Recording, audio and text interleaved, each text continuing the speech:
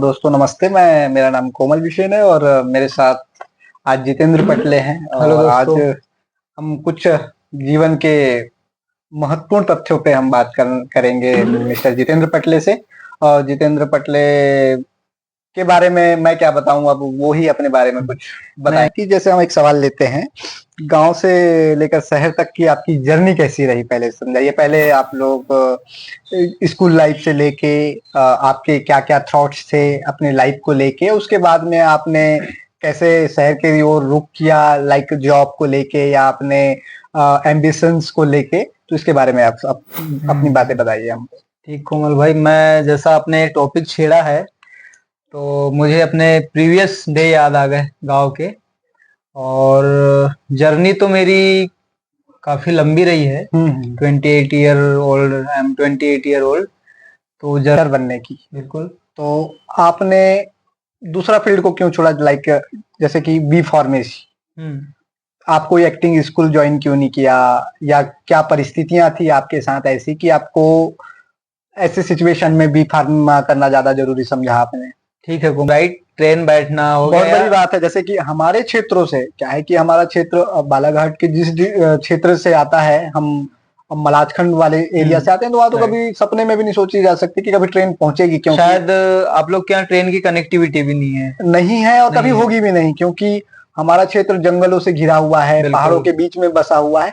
मतलब नेचुरली आप अगर देखते हैं तो उससे खूबसूरत जगह और कुछ नहीं हो कुछ सकती। नहीं हो सकते। हम बोल सकते हैं हाँ, उसको कि एक लुक लाइक कश्मीर बालाघाट का कश्मीर, मतलब हाँ, बालाघाट माउंटेन का कश्मीर बोल सकते हैं। माउंटेन प्लेस है और काफी। मैं एक बार गया हूँ आपके यहाँ। हम्म। तो मेरा यही था बचपन से कि मुझे कला में इंटरेस्ट था।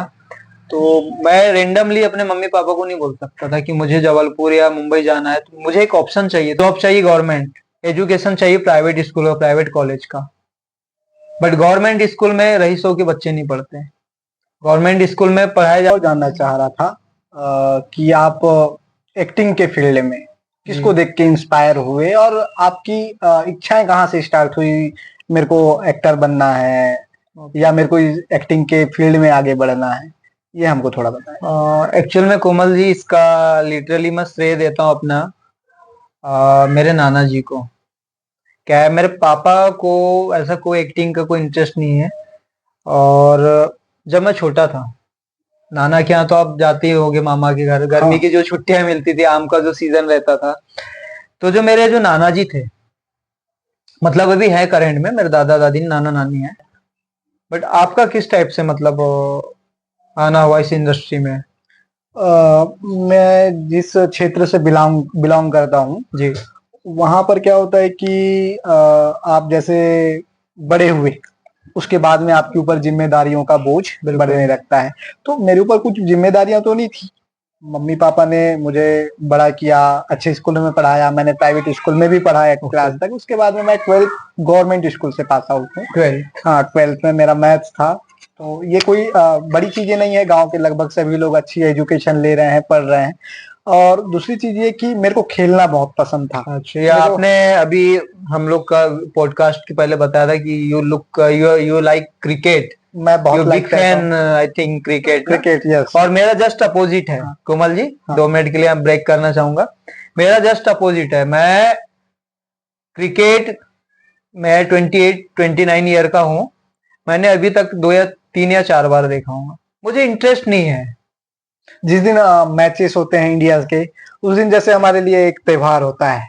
और मैं खेलना बहुत पसंद करता हूँ, और मेरे को खेलना बहुत ही ज्यादा पसंद था। सपने तो बहुत सारे पाल के रखे थे, लेकिन परिस्थितियां ही ऐसी कुछ थी कि 2014 में मैंने 12th पास आउट किया। उसके बाद मैंने बीएससी किया। बीएससी करने के बाद आपका कहाँ से था मतलब? बीएससी मैंने रानी दुर्गावती यूनिवर्सिटी से किया है, जो कि जबलपुर में है। ओके, हाँ। और हमारा कॉलेज तो मलाजखंड में ही था। अच्छा, यूनिवर्सिटी आपकी रानी दुर्गावती थी। हाँ, वो मलाजखंड और बालाघाट ही हमारा जो एजुकेशन आपका वाला जो एजुकेशन डिपार्टमेंट कह सकते हैं आप, यही दो सिटी थी हमारी। और जो हमारी यूनिवर्सिटी थी वो जबलपुर की थी। ओके। यूनिवर्सिटी से याद आया, रानी दुर्गावती डुमना एयरपोर्ट रोड पे पड़ती है। मैं एक बार गया था मैं। जी जी जी। जी, हाँ। तो उसके बाद में जर्नी ऐसी थी कि खेलना चाहते थे, वैसा प्लेटफॉर्म मिला नहीं। Okay, cricket. हाँ, क्रिकेट का बहुत आई थिंक मुझे लगता है कि आप क्रिकेट के बहुत बड़े फैन हो। हाँ, मैं आप सही समझ रहे आपको हैं। मे बी, मुझे लगता है आई थिंक कि आपको बहुत शौक था, आई थिंक क्रिकेटर बनना चाहते थे आप। हाँ, तो इसमें फैमिली का सपोर्ट बिल्कुल नहीं था, तो बोलते थे ओके। कि यार ना हमारे पास ऐसी सुविधाएं हैं, ना हमारे क्षेत्र के लोग इस क्षेत्र में कभी आगे बढ़ पाए हैं। डेफिनेटली। और उनका भी कहना जायज था, क्योंकि बहुत सारे लोग क्रिकेट खेलते खेलते एक एज तक खेलते थे, उसके बाद में वही घिसी पिटी जिंदगी। Of course. तो इसको लेके मेरे माँ बाप भी चिंतित थे, और वो चाहते थे कि ऐसा बेरोजगार ना रहे, आवारा ना बने, इसलिए उन्होंने हमको हमेशा डांटा कि खेलने नहीं जाना है। कभी मनोरंजन के लिए खेल लिया तो ठीक है, लेकिन आप इसमें करियर मत बनाइए, ऐसा मेरे को करियर साफ साफ मत बोल दिया बनाइए। गया था। क्योंकि आप जान रहे हैं कि बड़े बड़े सिटियों से लोग जाते हैं, उतनी तैयारी करते हैं, वर्षों की मेहनत ही होती है उसमें, और उसके बाद भी उन लोगों का नहीं हो पाता। तो हम तो वैसे भी गांव के लोग थे, तो फिर मैंने एमबीए किया। एमबीए करने के बाद में अ, मैंने जो इंजीनियरिंग है वो मैं ड्रॉप आउट हूँ। ओके, और उसके बाद इंजीनियरिंग मींस कौन सा ईयर में थे? मैं फर्स्ट ईयर के बाद ही छोड़ दिया था अच्छा, मैंने। फर्स्ट ईयर हाँ, आपका कंप्लीट था या? कंप्लीट था। ओके, कौन सी मैं ब्रांच थी कोमल जी आपकी? कहाँ से, भोपाल से? भोपाल से। ओके, भोपाल मतलब में आप बोल सकते हैं आप भी मेरे क्योंकि। को ये करना ही नहीं था। मैंने जो पढ़ाई किया वो मेरी एकदम अपोजिट चीजें हुई हैं जो मैं करना चाहता था। अच्छा। सपना तो आर्मी में भी जाने का था, पर ऐसा था कि उस समय मेरी हाइट बहुत कम हुआ करती थी। ओके। तो हाइट को लेके मैं मायूस होता था, कभी इधर लटकना कभी उधर लटकना, जी। लोगों की कहावतों में ध्यान देना कि यार कहीं लटको हाइट बढ़ेगी, ये वो। तो तो आपने कभी यूज हमने नहीं किया? हमने टीवी में देखा। हाँ। पर देखिए, हम जिस क्षेत्र से बिलोंग करते हैं, तो वहां इन चीजों पे उतना बिलीव नहीं किया जाता। अगर राइट, बिलीव राइट। करते भी हैं तो जैसे घरों की परिस्थितियां बोलते हैं। तो अगर आपके घर में 3 बच्चे हैं, अगर आप उस तीन, समय क्या हाँ। होता था कि ज्वाइंट फैमिली होती जॉइंट थी, फैमिली, राइट। तो ऐसे 3 4 अगर बच्चे हैं, अगर एक को आप पिलाओगे तो बाकी 2। डेफिनेटली। हाँ, और ये मैक्योर्ड्स फार्मास्यूटिकल है। ओके। मैं उसमें पिछले 4.5 ईयर से मैं रेगुलर कंटिन्यू उसमें जॉब कर रहा हूँ। Okay, good.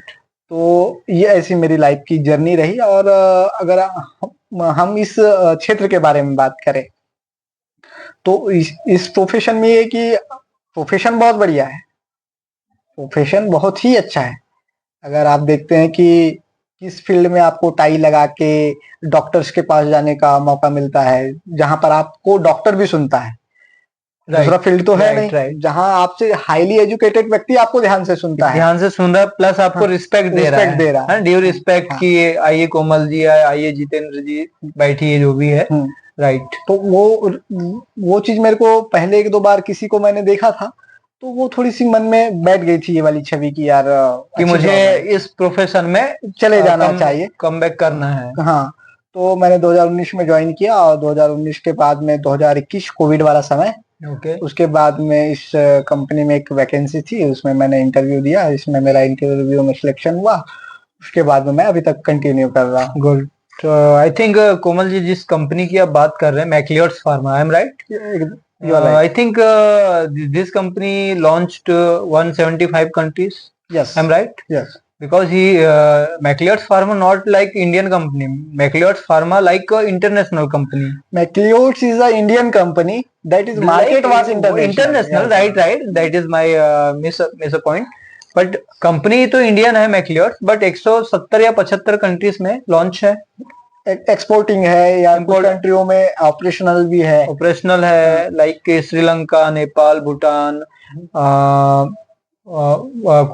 बांग्लादेश, म्यांमार। जी हाँ, कहना चाहूंगा कि देखिए, आप जहाँ भी हैं, जैसे भी हैं, अपना गोल जरूर अचीव करने की कोशिश करें सबसे पहले। और दूसरी चीज ये कि आप अगर हमारी जैसी कंपनी में आते हैं, जैसे मैक्लियोड्स हो गई, सन फार्मा हो गई, या इप्का लेब्स है, या जस्ट लाइक टॉप 10 कंपनी में आप जो लुपिन, तो आप आना चाहते हैं, तो सबसे पहले ये कि अपना नॉलेज को बहुत नॉलेज तगड़ा रखें, बहुत मजबूत रखें। आप हमेशा पढ़ते रहिए, चीजों को जानने की कोशिश कीजिए, क्योंकि हर दिन नई चीजें आती हैं मार्केट में। राइट। अगर आप मार्केट के हिसाब से नहीं चलेंगे, तो आप कब से मार्केट के पीछे पीछे चलेंगे, या पिछड़ जाएंगे मार्केट से। आप कब बाहर हो जाएंगे इंडस्ट्री से, आपको पता नहीं चलेगा। कोमल जी, ये तो खैर आपने जैसा बताया काफी अच्छा लगा मुझे सुन के। ज्यादा नहीं जानता, बट आप मुझे शादी के बारे में, लव और अरेंज के बारे में थोड़ा सा मुझे ब्रीफ करिए। देखिए दोनों के अपने अपने मायने हैं। ओके। गलत कोई नहीं है, कोई भी नहीं है। जैसे अरेंज मैरिज भी है तो उसमें देखो अरेंज मैरिज में भी क्या होता है कि भैया उसमें आपको तो आपकी मन की ही बात पूछी जाती है ना, आपसे ही बिल्कुल पूछा जाता है बिल्कुल। कि भैया आपको सामने वाला पसंद आ रहा है नहीं आ रहा है, आप उसको कैसे देखते हैं, आपको सामने वाला पसंद है कि नहीं है, ये देखते हैं। दूसरी चीज ये कि अगर आप इसी में लव मैरिज में चले जाते हैं तो इसमें भी आप खुद से तो कर नहीं लेते।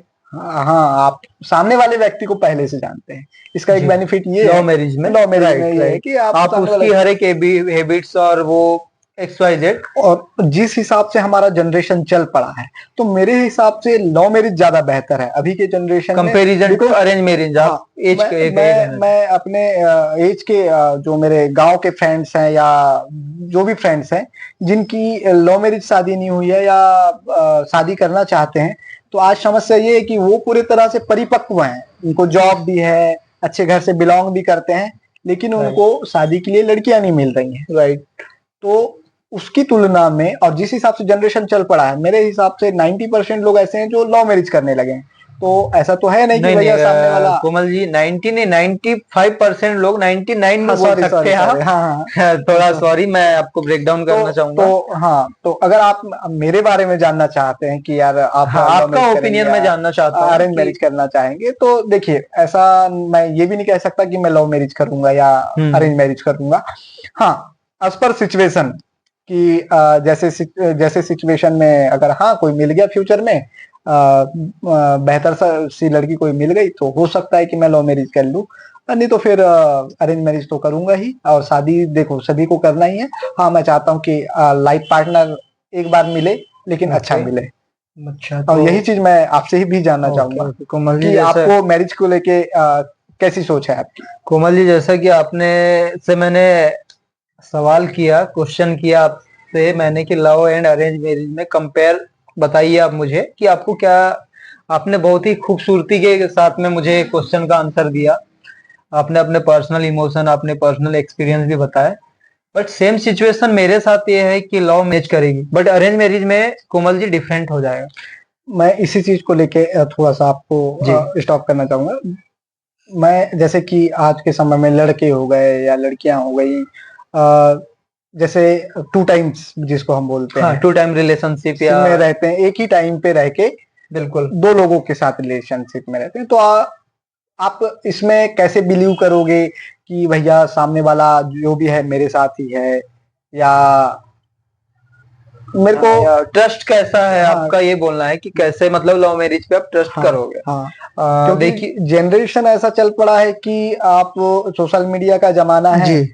और आप इसको रोक भी नहीं सकते, नहीं रोक करने सकते, वाले को रोक भी नहीं डेफिनेटली यू सकते। Are right, I agree with you. हाँ, मैं चाहता हूं कि आप जिसके साथ रिलेशनशिप में है, आप किसी एक के साथ नहीं रहना है तो आप उस रिलेशनशिप को हैप्पी एंडिंग कर दीजिए, हैप्पी एंडिंग कर बता के दीजिए, कीजिए मूव कि ऑन कर भैया मेरे को लीजिए। आप पसंद नहीं है, हम्म। और आपको आप आपकी और मेरी नहीं जम सकती मेरी है। अंडरस्टैंडिंग हाँ हाँ हाँ, अंडरस्टैंडिंग और तो आगे रिलेशनशिप नहीं चल हाँ, पाए। क्योंकि एकदम ओपन वाला जमाना है, आप अपनी बात खुलेआम रख सकते हैं। मेरे हिसाब से बहुत दुखद है कि एक ही समय में चाहे लड़के हों या लड़कियां हों, एक ही समय में जो दो दो रिलेशनशिप चलाते हैं, ये सही में दुखद घटना है, और बड़े बड़े दुर्घटनाओं का कारण भी यही सब देखिए चीज बनते हैं। कोमल जी, जैसा आपने मुझसे पूछा, आपको इसको अ, बताना चाहूंगा कि आप अगर अरेंज मैरिज भी कर रहे हैं हम्म।